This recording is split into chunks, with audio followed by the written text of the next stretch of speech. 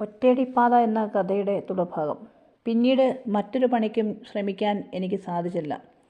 രണ്ടറ്റം കൂട്ടിമുട്ടിക്കാനുള്ള ഓട്ടത്തിനിടയിൽ മകനെ എങ്ങനെയെങ്കിലും പഠിപ്പിക്കണം, വളർത്തണം, അഭിമാനം പണയം വയ്ക്കാതെ ജീവിക്കണം. ഇത്ര മാത്രമേ എനിക്ക് ആഗ്രഹമുണ്ടായിരുന്നുള്ളൂ. ഈ ചിന്തകൾ എല്ലാ പ്രതിസന്ധികളെയും തരണം ചെയ്യാൻ എന്നെ പ്രാപ്തയാക്കി. ഒരുപാട് അവഹേളനങ്ങളും പുച്ഛവുമൊക്കെ ഞാൻ നേരിട്ടു. എൻ്റെ മകനെ സ്കൂളിൽ ചേർക്കാൻ ചെന്നപ്പോൾ പലരും അവനെ കളിയാക്കി. തൂപ്പുകാരിയുടെ മകനെ ചപ്പുപെറുക്കി എന്ന്. എന്തുകൊണ്ടോ അവൻ അതൊന്നും കേട്ടതായി ഭാവിച്ചില്ല. അതവനെ കൂടുതൽ കരുത്തുള്ളവനാക്കി. അതിനവൻ കൊടുത്ത ഉത്തരമാണ് ഇന്നവൻ നേടിയെടുത്ത ഈ ജോലി.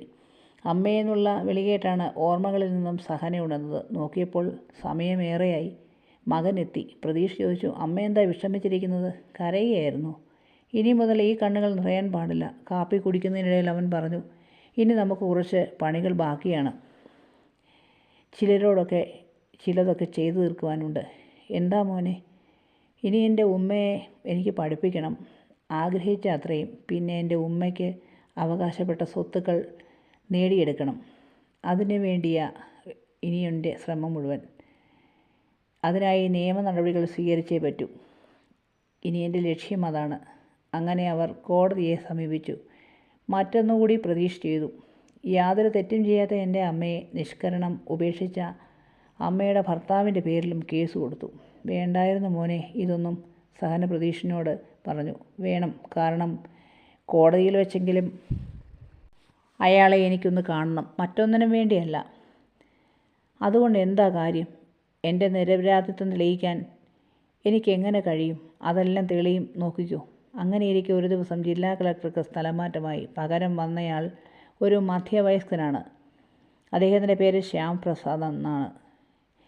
എല്ലാ ജീവനക്കാരോടും വളരെ നല്ല രീതിയിൽ പെരുമാറുന്ന ഒരു നല്ല മനുഷ്യനാണ് പുതിയ കളക്ടർ. ഒരിക്കൽ അദ്ദേഹം അവിചാരിതമായി പ്രതീഷിൻ്റെ വീട്ടിലെത്തി. പ്രതീഷ് സഹനയെ പരിചയപ്പെടുത്തി കളക്ടറെ. അവർ അദ്ദേഹത്തെ സ്വീകരിച്ചിരുത്തി. പലതും ചോദിക്കുന്നതിനിടയിൽ പ്രതീഷിൻ്റെ അച്ഛൻ എവിടെ? ആ ചോദ്യം കേട്ട് അവർ തലകുനിച്ചു. പ്രതീഷ് അമ്മയെ ചേർത്ത് പിടിച്ച് ചെറുതായി ചിരിച്ചുകൊണ്ട് പറഞ്ഞു, എനിക്ക് അച്ഛനില്ല. ഞാൻ ജനിക്കുന്നതിന് മുമ്പേ അയാൾ എൻ്റെ അമ്മയെ ഉപേക്ഷിച്ചു. എന്തിന്? പ്രതീഷ് ആ കഥ ചുരുക്കി പറഞ്ഞു. എല്ലാം കേട്ട ശേഷം അയാൾ സഹനയെ നോക്കി പ്രതീഷിനോട് പറഞ്ഞു, എനിക്ക് അഭിമാനം തോന്നുന്നു പ്രതീഷ്, നിങ്ങളുടെ അമ്മയെക്കുറിച്ച് ഓർത്ത്. പിറ്റേന്ന് ഓഫീസിൽ ചെന്നപ്പോൾ ഒരു ഫോൺ കോൾ. കളക്ട്രേറ്റിൽ ഒരു അടിയന്തര മീറ്റിംഗ് ഉണ്ട്, ഉടൻ എത്തണം. വളരെ പെട്ടെന്ന് തന്നെ പ്രതീഷ് കളക്ട്രേറ്റിലെത്തി. അടിയന്തര മീറ്റിങ്ങിന് ശേഷം പിരിയാൻ നേരം താൻ 2 ദിവസം ലീവിലാണ്. എന്താ പെട്ടെന്ന്? നാളെ എനിക്കും അമ്മയ്ക്കും കോടതിയിൽ ഹാജരാകണം. കേസ് കൊടുത്തതും മറ്റും പ്രതീഷ് പറഞ്ഞു. അവർ പിറ്റേന്ന് തന്നെ ജില്ലാ കോടതിയിൽ ഹാജരായി. സഹനയുടെ അമ്മയും രണ്ടാനച്ഛനും സഹനയുടെ ഭർത്താവും കോടതിയിൽ ഹാജരായി.